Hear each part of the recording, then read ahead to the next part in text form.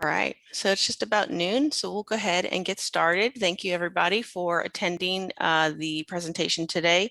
This is a presentation for the Louisiana chapter of COPRI. I'm Erin Rooney, the Louisiana chapter vice chair. We're just going to start with a few COPRI related announcements, and then we'll get started with the presentation. So I wanted to thank everyone for attending. Louisiana COPRI is the statewide professional chapter. With COVID, we have been primarily only doing webinars so far this year.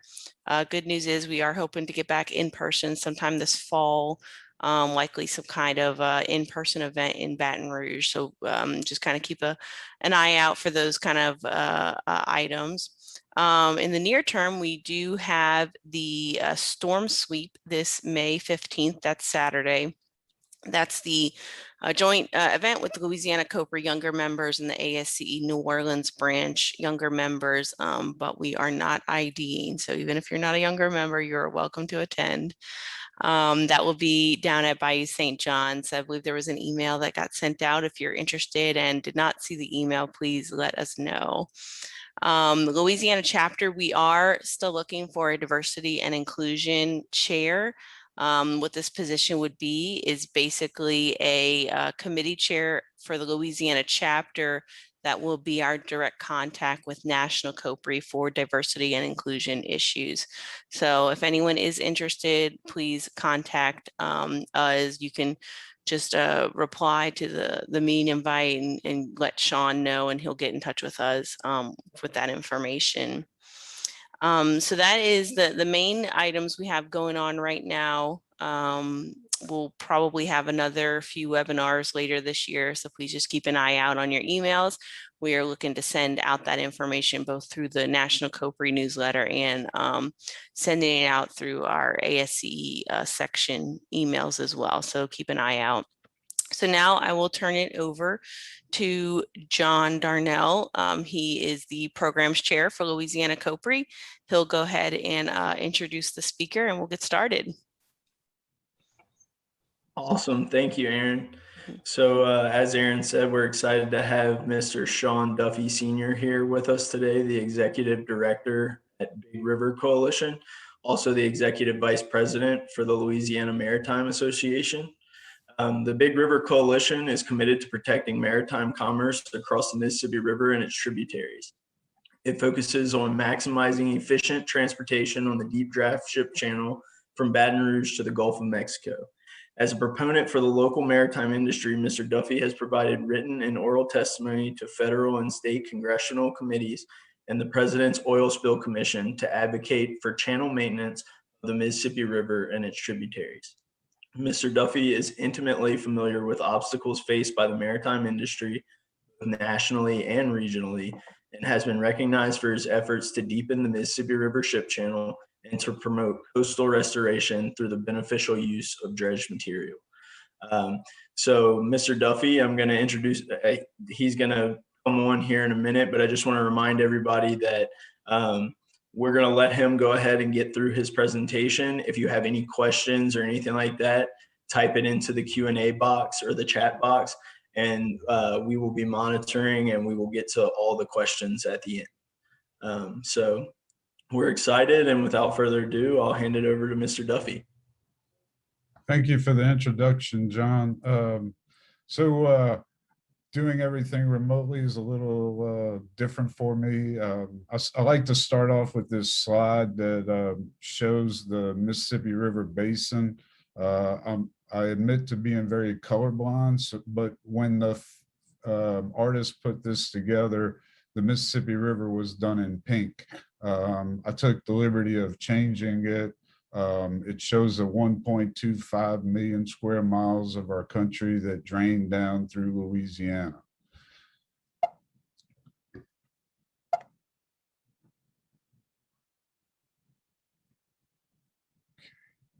I'm going to start off with a video that the bar pilots put together. It'll kind of show a lot of the issues that we're going to talk about.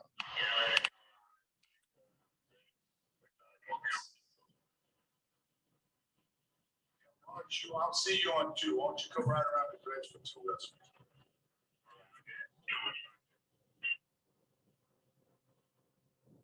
We have a cutter head dredge, pipeline dredge that's working Southwest Pass. And these dredges, it's one-way traffic by these dredges.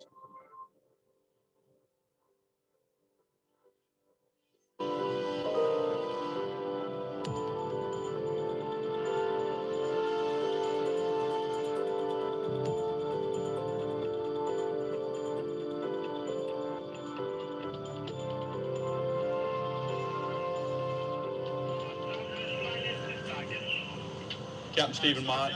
I've been a bar pilot for going on 18 years now.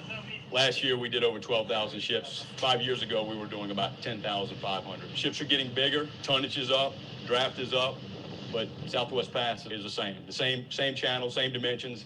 It hasn't gotten any bigger, along with the vessels that we're bringing in here. It's definitely a lot more congested than it has been in years past, for sure. Yeah, full maneuvering is how many revolutions? And nobody has a crystal ball. Nobody knows what this place is going to look like in 20 years. I know what it looked like 20 years ago and what it looks like today, and I don't know what it's going to look like in 20 years from now. The only thing standing between us and the Gulf of Mexico is that little sliver of Roseau Cane right there.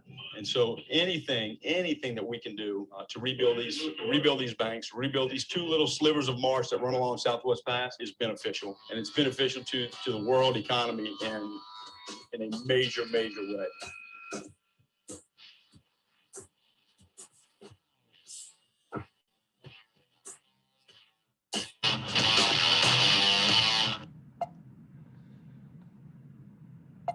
All right, hopefully that got everybody familiarized with the lower river. And I can get to the next slide. All right, so Mississippi River Ship Channel, 256 miles of ship channel starting in Baton Rouge. We have authorization in effect right now at 45 feet.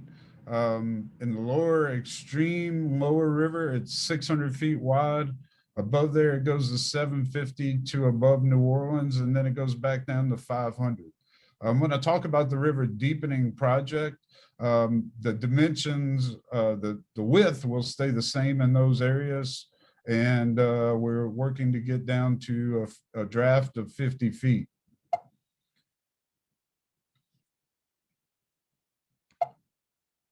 Little delay.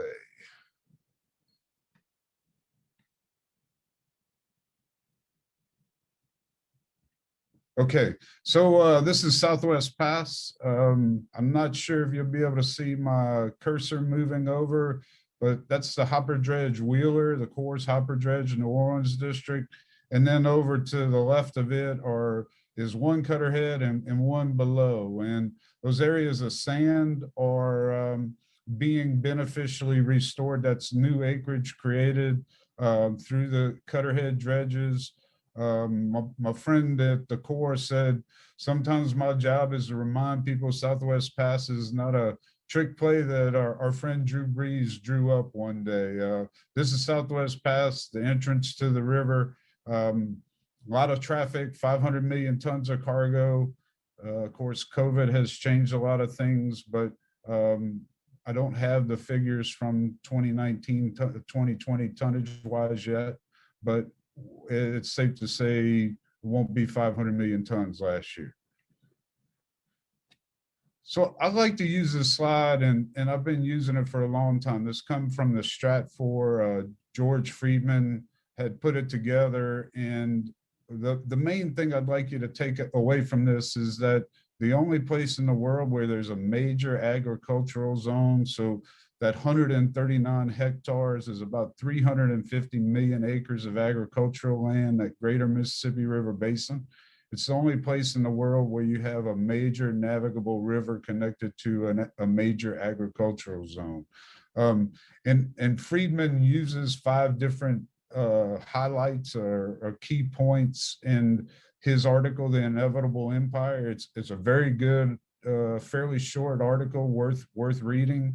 And I like coaching words. I used to be a coach, so when things start off with dominate and eliminate, you got to like it. Now, the eliminate threats here were really land-based. It was, the country when we, Louisiana Purchase going back to 1803, they didn't know what was out west or what threats may come, but eliminate and dominate along the river always sound good to me. I wanted to just touch on a bunch of different things. So Bonnie Carey Spillway operations been opened 15 times now. I haven't updated this slide to show the 29 days it was open in 2020, but if it's hard to like really symbolize, but of the 15 times we're looking at 7 in the last 10 years. Definitely kind of out of what used to be normal. I'm not home. I'm in Washington now, but I understand there's been a lot of rain this week in Louisiana, so it's fresh in everybody's mind that we're seeing increased precipitation. 2019 was a really important year on the river. The largest volume of water ever passed down the Mississippi River, and the longest period of flood stages through most of the river. I hadn't used the acre foot measurement before, but I learned it in 2019. And when you look at historic floods, I remember in 1973, I was on a dock as a young boy with my dad, and a towboat went by us at a dock in New Orleans, and the wake from the towboat washed up onto the dock, and I'll never forget it. But of course, in 2019, just about 200,000 acre feet more. Acre feet, that 326,000 gallons. I mean, that's big math, big volume. This is a kind of just a reference talking about precipitation increasing around the world, all the things that we're seeing, increased intensity of rainstorms, 2 and 3 day periods, 3 and 4 inches, sometimes in 5 or 6 hours. As it happens across the basin, it winds up coming down the river. All right, so I'm going to go into the deepening, and really for me where it started was when I came to the Big River Coalition. The river had been at 45 feet and nobody had approached deepening to 50 feet in a long time because there were some stumbling blocks. But in 2012, Congress had authorized the Corps of Engineers, who went to the Institute of Water Resources and said, how prepared is the nation for post-Panamax at 50-foot depth at the new Panama Canal? And as they did that report, they talked about the Mississippi River, but they really left it out of the conclusion. And I called the Institute of Water Resources. We helped give them information, and the Big River Coalition board went to meet with them. And they said, hey, Mr. Duffy, you're right. What do you want us to do? And I was kind of taken back, but when they said that, you know, I had to have an answer. So I said, we want a memorandum saying you left the river out of your conclusion. And on August 24th of 2012, we got that memorandum. The language is there, but it basically says we should have looked at the river, that it's important. The largest tonnage port in the Western Hemisphere is the port of South Louisiana. And that memo came to me, and the next day I presented to my board, we should try to revitalize deepening the river to 50 feet. The river had been authorized to be deepened to 55 feet as far back as 1986. So it was focusing on 50, match the Panama Canal. And of course, I said I was a coach, so my board said, okay, Sean, how do we deepen the river? What do we need to do? And the real stumbling block had been a threshold. The same word of bill of 1986 that authorized the river to go to 55 feet, put a threshold in for full federal maintenance to maintain the channel at 45 feet. And so that had to be changed. Without that, we wouldn't move forward. That was top priority. Without it, we don't go anywhere. So we were able, with a lot of help from, at that time, Senator Vitter was the chairman of the ranking member of Environment and Public Works Committee. He was very helpful. We got that done, and that gave this project life. That was the moment. The next thing we knew, the Corps would want to update the economics because they were decades old, going back to getting to 55 feet. So that was completed in 2018. And then in 2019, the river was very high. We managed to get some attention on the river. A lot of folks were asking, how do we do things? How do we fix things? What's needed? And we were there to provide information. And in the work plan last year, 2020, we got funding to deepen the first phase of the river. So those, I listed 3 dredging contracts, and I'm going to come back to that.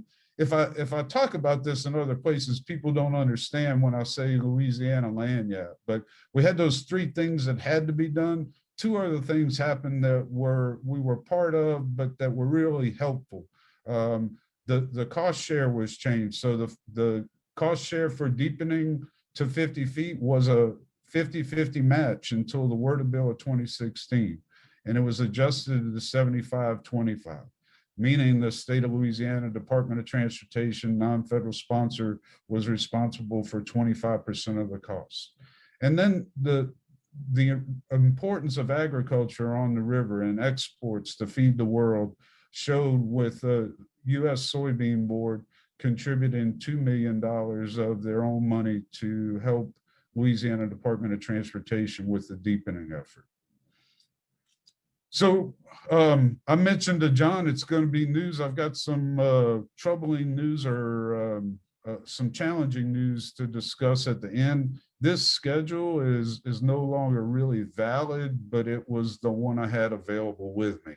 And the important part is it shows there's 4 stages listed to deepen the river. So the first stage, phase 1, is to deepen the river from Venice, Louisiana, about mile 13 above head of passes, out Southwest Pass. So about 35, 36 miles of the river had to be deepened. So those the 2 cutter heads completed in March, and the hopper dredge that was working on it completed on May 7th. So that lower river is deepened. Phase 1 is complete. The stage 2, 3, and 4 are going to be delayed a little bit. And there's some questions coming up that I will get to, and I'll be happy to talk about it as much as I have time for. So again, 2019 was this crazy year. And if you look at these volumes of water, I mean, same bridge, few months apart, this shows how much. Now, this isn't on the Mississippi River, but you know, I like to include animals in my photos, so I use this one a lot. As I said, I like to include animals. So in 2019, the river's really high. NOAA's talking about, you know, this unprecedented volume of water. And my friend who lives in Minnesota sent me a picture of this farm down the road from his house. And I knew that meant that the river was going to be high for a pretty good period of time. That stat down on the bottom, the Corps of Engineers did it. So during that high river, we could not get dredges to the river. We had draft restrictions, reductions of up to 5 feet. And the Corps said their best estimate preliminary numbers were $6 to $7 billion worth of cargo was delayed because of the challenges with maintaining the river during this time. You know, it's hard to be funny in the virtual world, but I look at this and I kind of, you know, felt like in 2019, the eyes of the world were on me. You know, you don't want to be on this whale tour. You know, the whale's out there at the back of the boat. Whale, you're on mute. How many times have we heard that over the last year in the virtual world? And then, you know, can you imagine the reviews? This guy couldn't find a whale to save his life, right? I mean, when people come to you with questions, you have to be able to, you know, keep your head on a swivel. So in 2019, when asked repeatedly, how do we fix the river? How do we maintain Southwest Pass? This question was coming from members of Congress, from multiple states, from other districts, because when Southwest Pass is deficient, we have been known to pull dredges from other projects to come and fix Southwest Pass.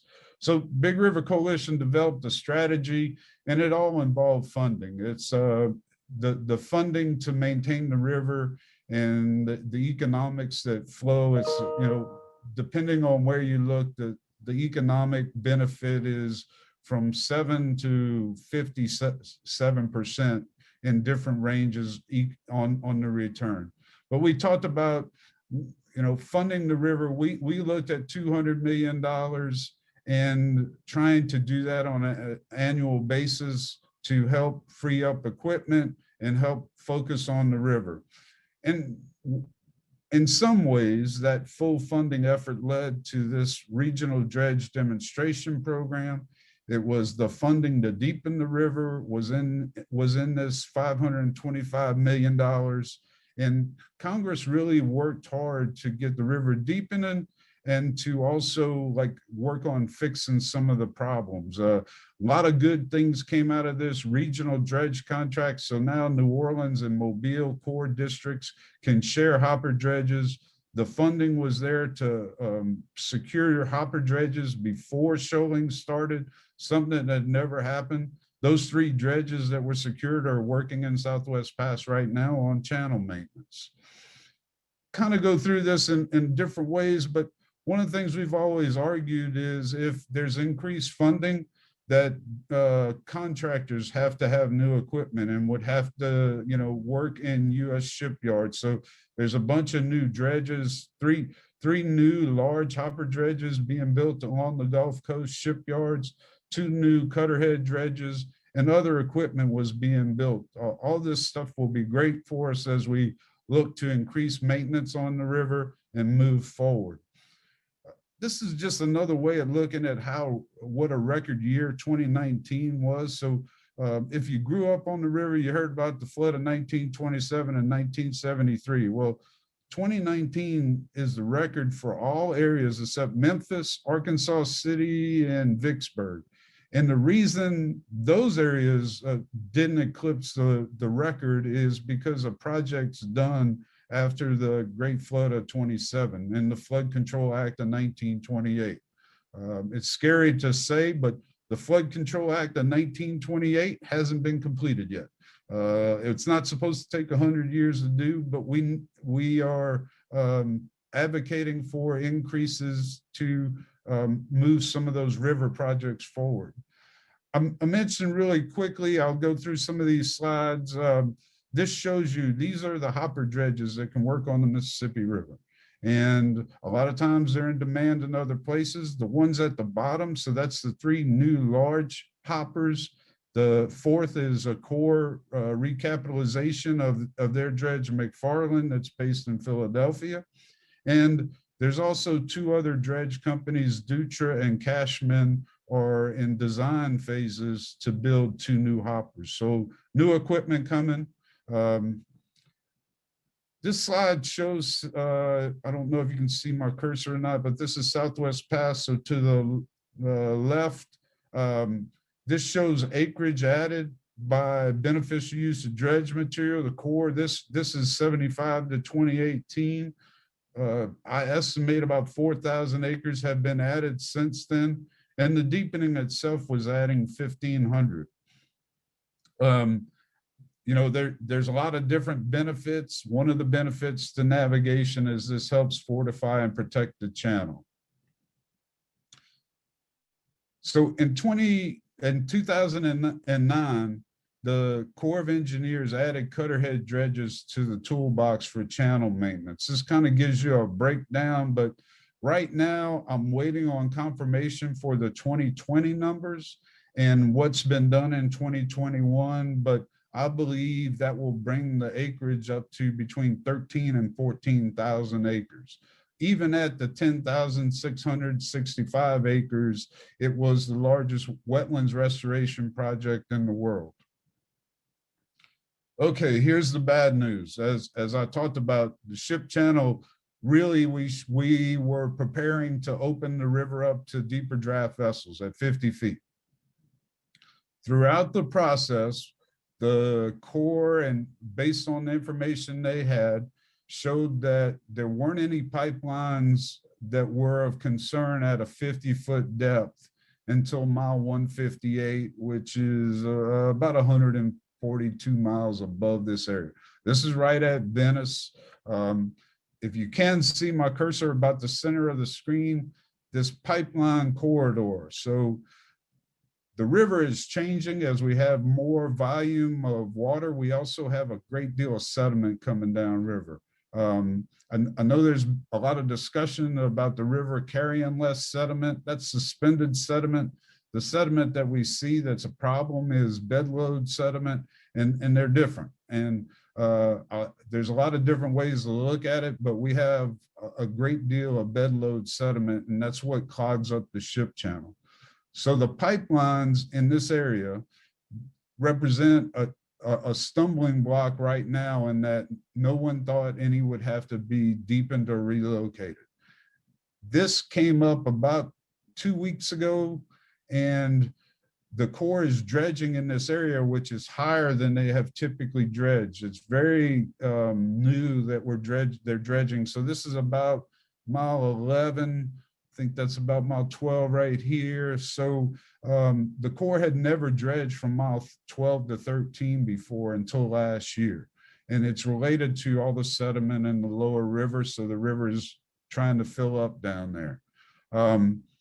To move forward with the deepening of phase one, where the Corps and a lot of pipeline industry folks are working to try to survey these pipelines. Some question as to some being inactive or abandoned, but until we clear that up, the channel deepening will be delayed. How long is something I can't answer.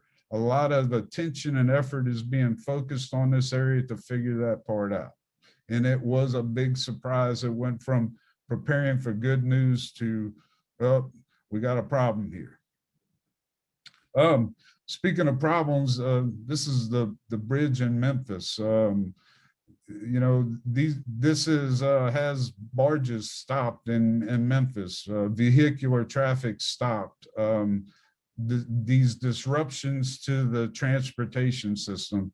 I saw an estimate this morning that like over 800 barges were delayed, not able to sail onto this bridge. They're working to resume traffic in that area, but it again shows some of the challenges we have with our infrastructure. So sediment recycling, if you've heard that, I like to come up with cool terms. So when I'm talking to Congress, if I say beneficial use, they don't always know what I mean. I'm talking about sediment recycling to them a lot, like from river bottom to making land on the side in a few minutes. And I talked about real quickly the volume of sediment. So there's a couple of numbers there, that 58.4 million cubic yards dredged in 2019. The second greatest amount of sediment ever dredged in Southwest Pass. In 1974 was 62.7. And because of adjustments and the use of cutter head dredges, 2019 was the record year, almost 1,800 acres or a little over 17, however you'd like to look at it. And this is a cutter head dredge. This one was working on the deepening. It completed, and there were 2 cutter head dredges with 3 cutter heads working. They were both completed in March, but this was being used in an area where the baffle on the end helps protect the vegetation. You can just see where they go down the river, and the mud that's a problem, or sediment on the bottom of the river. It's very well needed and received along the banks of the river to help protect it. As I said, I like to come up with words, so when people see this, you have to explain light vegetation area, but I called it spray on land. And if you look at it, you see why. I thought this looked like a horror movie kind of scene. I can't remember which one, but it was all sediment and all good for us. Again, this was working the deepening project. Those are the same dredges, just a couple of different shots. Here's something I like to start off with. So that shot of 1985 on the left, that's the same area, tried to recapture the same shot. The acreages that you can see, beneficial use added. since that photo, you've got about 7,000 acres added. And here we go, 1985 to one taken earlier this year. I'm moving my cursor. If you can see sand in these areas. So this area in about the center of that shot, that was wiped out after Hurricane Betsy and Camille. That's Sawdust Bend. That's off of Dennis Pass over here. This is South Pass, Southwest Pass. Again, you can see the acreage there. This is another shot of Southwest Pass. So those sandy areas, that's all been recently restored. This is a couple of years old. Recently restored with sediment from the river bottom. And this lighthouse that's been touched up with some new land was built in 1871. So as we look at trying to restore and protect areas by coming back routinely every year or two in these areas, we're able to keep them and fortify them and hold the protection that Southwest Pass gives to the ship channel. So in 1989, a Russian freighter, the Marshal Konyev, if you search Marshal Konyev, you'll see that there was a defecting member of the Russian crew, is what it was most notably known for. It went aground at Pilot Town. I tried to recreate. This is the Ever Given. A lot of people are familiar with it. Happened in the Suez Canal this year when it went aground. There's a lot of challenges at Pilot Town. When the Marshal Konyev went aground, it shut down the river for 21 days. Other vessels went aground trying to get around it until they eventually closed it.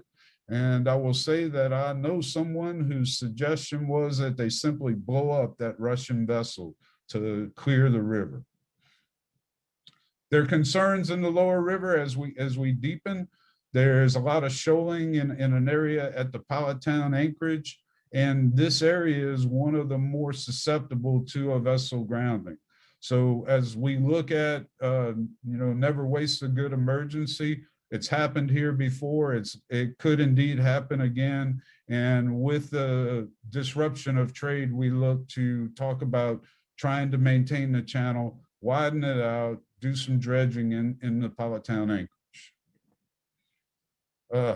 I like to add this, getting close to the end of the slide, so happy to take some questions. This is an island that was restored, or actually it was built, had not existed from Baptiste Colette. Last year, I came out of a meeting. It was in June or July. COVID was kind of out there, but not everything hadn't been locked down. I came out of a meeting. I had a call from my friend John Snell, and a call from Wildlife and Fisheries, and a call from the Corps, and I knew something bad had happened. I just didn't know what. I prepared myself to start returning calls, and it started out with the dredge contractor saying there were a bunch of dead birds on this island, and that they wondered if a lightning strike had killed them. So we went down and investigated, and the biologists from Wildlife and Fisheries and the Corps just agreed that there were so many birds there that it was just natural mortality for the dead birds. But the good news was it was the largest nesting bird site in the state of Louisiana. They estimated over 50,000 shore birds, mostly terns. It was hard to get a boat that day. We had to do a lot of different things. Of course, it was in the summer, so it was hot. And, I came back and showed this picture to my wife, and she said, "Your job isn't that hard. You're down there hanging out with a bunch of chicks." So there you go.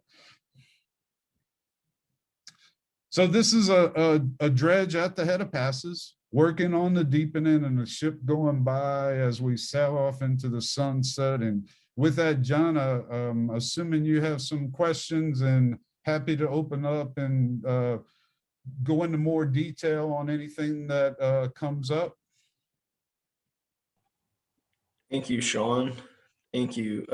Yeah, that was super interesting. We actually don't have any questions in the chat box right now. I just want to remind everybody we've got Sean for a little while. We're done a little early, so if anybody has any questions, just feel free to type them into the chat box.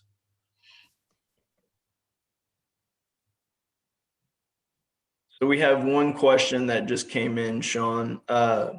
Great work recapturing land. However, who owns this new land? So in the majority of the areas, I mean, especially along Southwest Pass for the most part, it's, you know, you have the Wildlife Refuge, you have Pasalucha Wildlife Management Area, you have Delta Wildlife Management Area. And then in the West Bay, a lot of it's in the West Bay receiving area. I don't know that I know who all the landlords are, but a lot of them are federal and state partners. There are some private individuals that do own it, but I would have to ask the core real estate folks to really highlight that. I think that one shot that showed it, I mean, a great deal of it is in the wildlife or areas that are cleared for, well, all of it's cleared for beneficial use. Okay. All right, we've got another question. What kind of coordination is there with marine terminal operators for them to deepen their berths? So the first 100 feet off of the dock is the responsibility of the owner operator of the berth. So the best we've been able to do is get word out that this project was coming. Some of the benefits that will go directly are the 50-foot deepening is very important to the Port of New Orleans is looking at a container facility, a new container facility in the lower river. They need that deeper channel. So when they go in and build, but above that, you have a lot of docks that are working to do their own deepening. We have on the Mississippi River, you have a great deal of midstream buoy operations that there won't be any dredging required or limited dredging required depending on the location.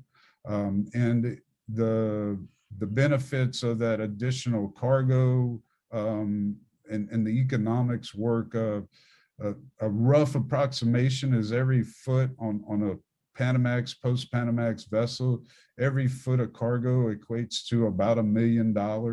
So if we're able to go 5 feet deeper, that's about 5 million more dollars worth of cargo value on each vessel.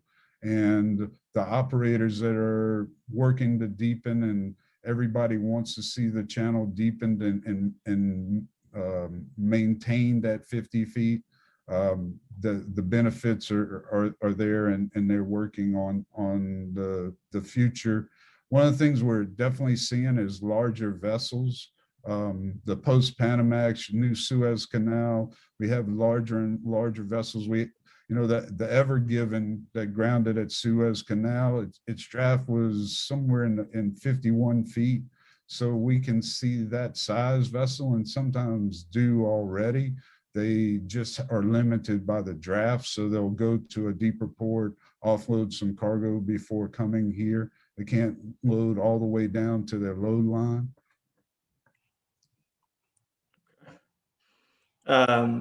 Next question is, which contractors have been performing the spray-on dredging? So that was being done by Weeks. I believe that was all their cutterhead dredge, Captain Frank.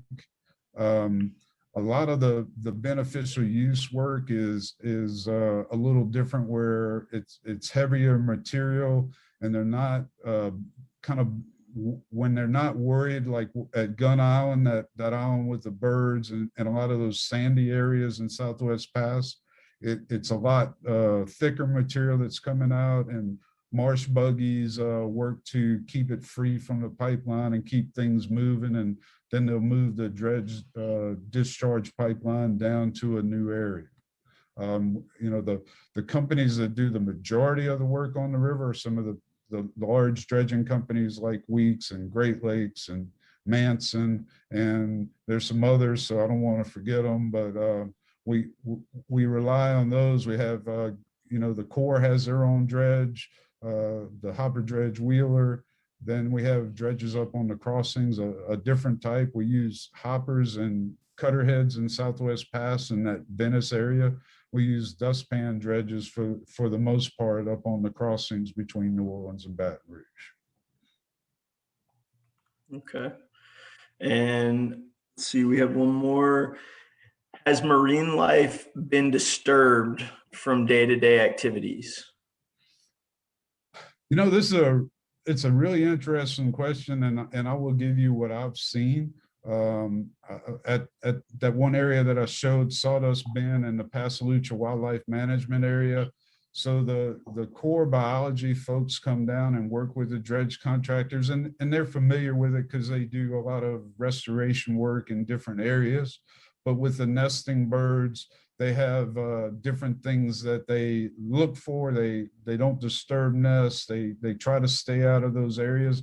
A lot of times the area that they're restoring is kind of open water where subsidence has taken over, and they come in and create it, but they try to keep the birds away with ribbons and on strings and different efforts. They have horns and stuff that blow to try to startle them. But once that land settles, it's amazing. I mean, you see birds on it very quickly. It vegetates itself. I've gone down with some different biologists, and you know, John Snell's gone down there a couple of times and filmed the nesting birds. That site at Sawdust Bend, Wildlife and Fisheries told me recently that it's about 800 acres they restored there, and that they have more deer and mottled ducks down there than they've seen in decades. All right, next question. Since Southwest Pass is the primary shipping lane, shoaling mitigation would seem to necessitate directing as much flow as possible through it, as opposed to a distribution through the other minor passes in the Birdsfoot Delta. What do you hear from the Corps on the holistic thinking of channel management concerning the minor passes like Pasalutra, South Pass, Tiger, etc.? So that's a really good question, and I'll tell you what I know. I don't have all the answers. And one of the very interesting responses to the flood of 2019 has been that for the first time since 2007, right now, South Pass is being dredged. For the first time since 2012, Tiger Pass is being dredged. The good news is there's beneficial use from each of those. So it again helps to do coastal restoration.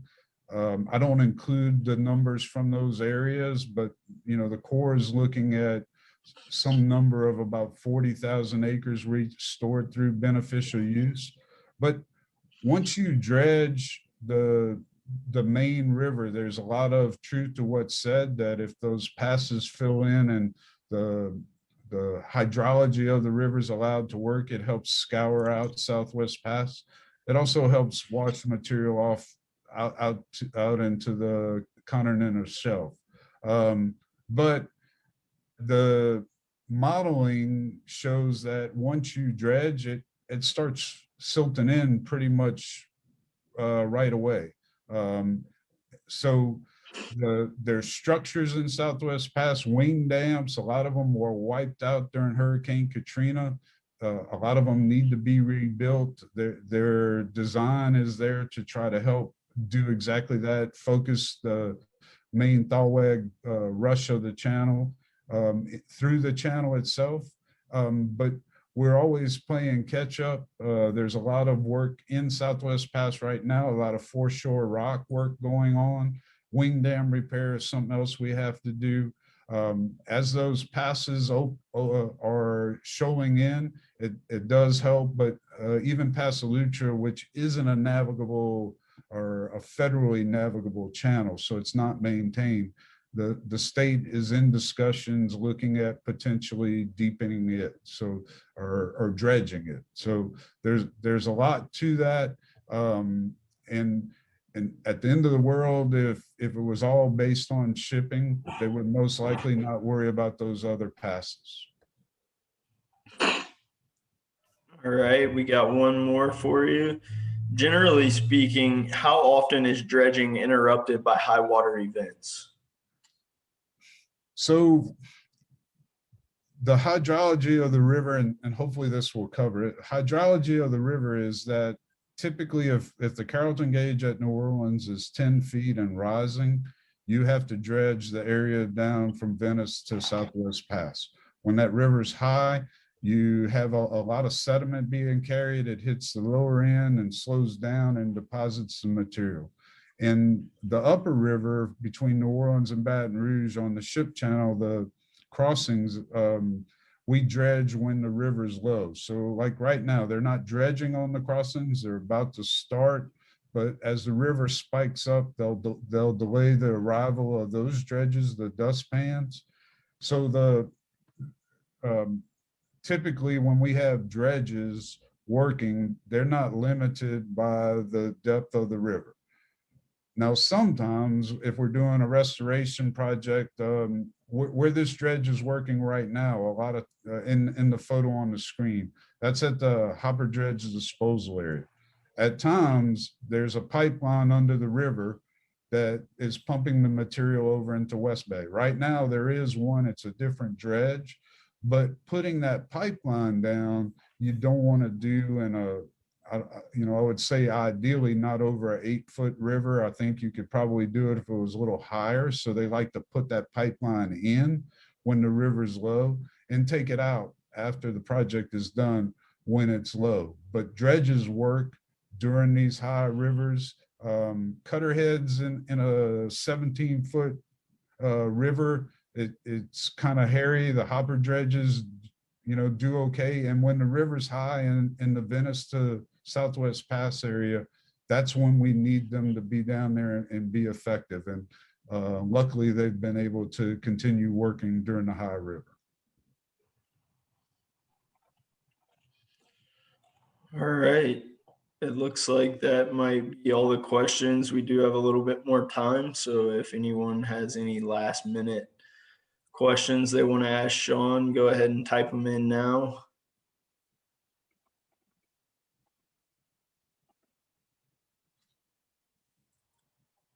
Clint Wilson says, great talk, Sean. What's the over-under on Bama wins in 2021? That Dr. Wilson guy, he just causes problems whenever I'm around. Like, I mean, of all the positives, he's going to ask me about football and ID me as a Bama fan. Like, come on, Clint. You know how sensitive I am. We'll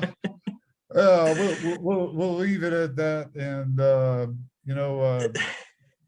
I will tell you that I run into some of Dr. Wilson's students, and I am impressed that they are very well adapt for their career. I will also tell him that I took a dredging engineering course earlier this year. Because of COVID, I was able to take it. And when I saw Bernoulli's equation and modified Bernoulli's equation, I was like, I don't think I can do that math. I don't think I could do it when I was in college.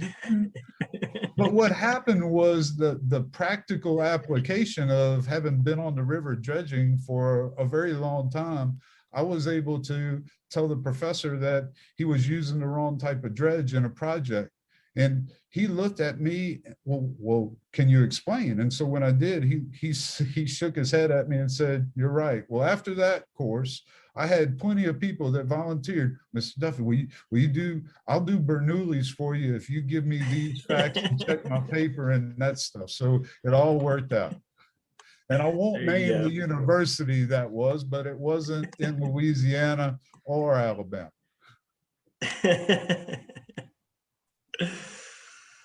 Well, it looks like that's about all we have from everyone. Dr. Wilson's still chirping at you in the chat box. You'll have to check it out. All right. I'll be happy to catch up. Looks like that's all we have. Thank you, Sean. Really appreciate you taking time out of your busy schedule to be with us. And look out, everybody, for webinars in the future. We're still going to keep shelling them out as often as we can. Aaron, do you have anything that you would like to say before we sign off here? Nope. That's it. Like you said, just keep an eye out. We'll still be continuing with webinars for a bit, hopefully having some type of in-person event in Baton Rouge in the fall. So just keep an eye out for that. All right. Thank you, everybody. All right, thanks. Thank you, John. Thanks, everybody. Thanks, Sean. Back to the